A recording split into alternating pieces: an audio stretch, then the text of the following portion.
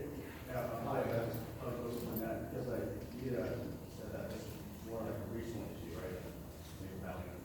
Would this be something that you could put on, statewide initiative or a referendum or through the task force, like some funding from Ron to fund this kind of project? Statewide initiative funding from bond. Well, the funding is being provided by the state for the project. So there's already that in place. The state's already approved the money for the interchange. Now, what we're trying to do is expand that value. So as Jim has explained, what Sean explained, what we're trying to focus on is that getting residents that are coming down the parkway onto I-90 have a direct access through the bypass of the truck stop, or I guess way station was before. You know how they come around, and then they loop around and go back on Highway 18. What we're trying to do is use that to have direct access, but as they explained, there's some challenges to that. So in terms of funding, the funding is there as the state will provide it. The funding for the rest of the project, which is the expansion of the bridge over Raging River and expansion of Highway 18 all the way up to the top of Tiger Mountain, is something the state's working on. It's in their process, but it takes time to fund that much of road improvements. Just thinking back on Highway 18 in the past, talking about just in general, it's taken them 15 years to get Highway 18 widened to the point they have it widened now. So it's not a quick thing, but funding's in process. Well, to answer your question about funding the temporary on-ramp, one thing that we're looking at is when you renew your license, that with our new TBD on it, traffic business district, that goes to taking resources on the market. If you add, and that's $20 a year, we're looking at possibly we add another $20 for 2 years. That would take care of the whole thing. About maybe $400,000. So let me go to the other side. We're having a hard time hearing over here. I was wondering, maybe we need to move to microphones. Yeah. You guys have a hard time. Yeah. Okay, we can use the mics.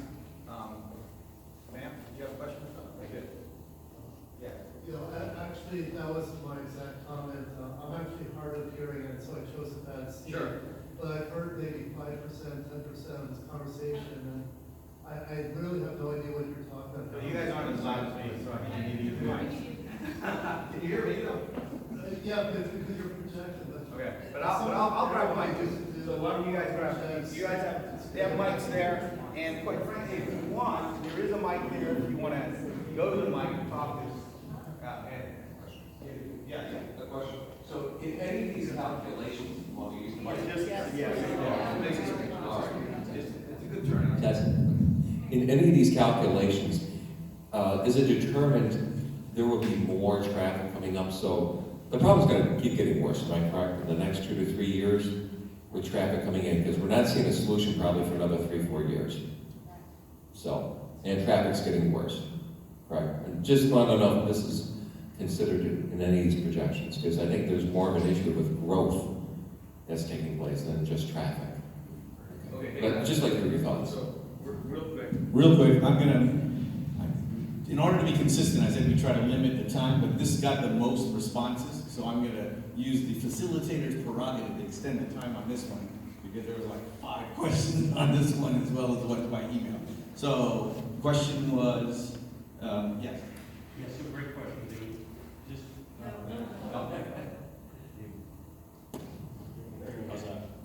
how's that? Okay, great question. They have studied that. I don't have the numbers right off the top of my head, but the numbers get much, much worse coming our direction across 18.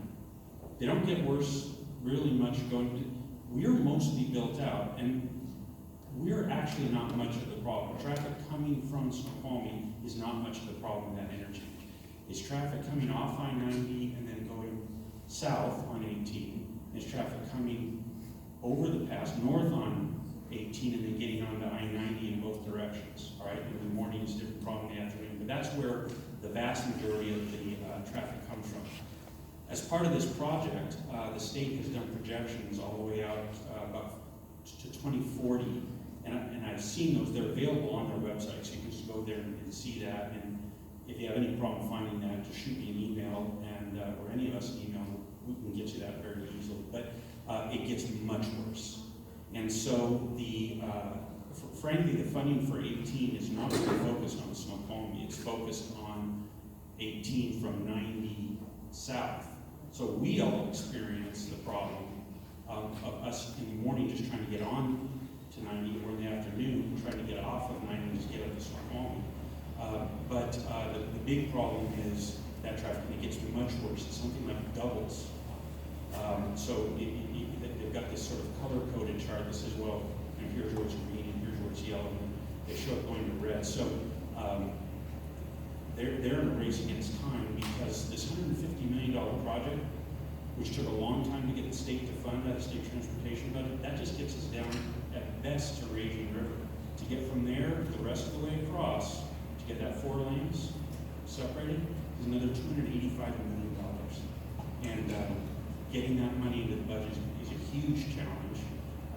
What they're trying to get funded, our state legislators are trying to get funded this year into this coming transportation budget, which will happen next year, is maybe as much as 27. They think they'll get at least 7 million, but that's just start planning it, because what they want is those construction crews. We want to have the money in place, so by the time those construction crews finish, that the money's there so they can just keep going, right? We don't want it all shut down and have to start back up again. But they do have all of those projections, and it gets much worse, not from us, but from them. So we're getting long in the tooth on this subject, but Peggy wants to respond. But I got a quick comment, and that is that it sounds to me like we're collateral damage. The terminology I would use when I was working with the military folks. So not all of the council agree with everything that last council member stated. I do think that our city does contribute quite a bit to that congestion. So just to let you know, we're not all in sync on that response. So what I'll use is I'll just use the statistic that the mayor's use. I have no reason to believe it's incorrect. Is that we contribute about 30% of vehicle traffic. That seems high, actually, considering what I see traffic coming through that intersection. We'll go with 30%. What I wanted to comment on was the Diamond Interchange that they're planning on proposing. By the way, they've just broken ground on the first one in the state down in Lacey. So if you're really bored on the weekend, you want to look what a Diamond Interchange looks like, wait a few months and they'll have theirs underway. But I have been through ones in Salt Lake City multiple times, and they are really, really slick. They're a little weird to get used to, but they are really, really slick. My question is going to be, is that going to, by the time that project is done, will we have already outgrown it? And that question could be asked. I mean, the same thing could be said for northbound I-405 heading out to Snoqualmie County, right? Yes, it's already overpopulated. But what I will say, the maps that I've seen from the WashDOT, the last one I saw, was that I do believe for Snoqualmie Ridge residents simply trying to get on and off the freeway, I do believe that is a solution that will last for a long time. And the reason is because we will have a dedicated on-ramp in the permanent solution as part of that project. Now, it will be metered, because basically every on-ramp in Western Washington is going to be metered, okay? But we will have our own dedicated lane permanently.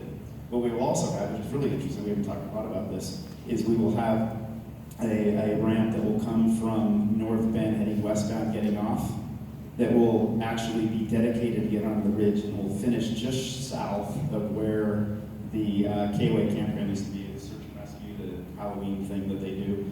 And so that will be a dedicated off-ramp or lane that cuts up the ridge. So I do believe, I can't speak about the regional solution, but I do believe that the solution that impacts us most every day will be have a lot longer life to it than maybe what it might have if you're trying to head south to Auburn. I want to flip it back to the audience, and we're going to get close to wrapping on this subject. It might merit a follow-up in another one. So you brought up the concern about something about salmon. One of the things I was just wondering was, if I think about all these cars sitting there for hours on end throughout the day, leaking all kinds of fuels of who knows what out of them all over the roads, they're then getting run off into our streams, and all the exhaust being pumped into the atmosphere, I have a hard time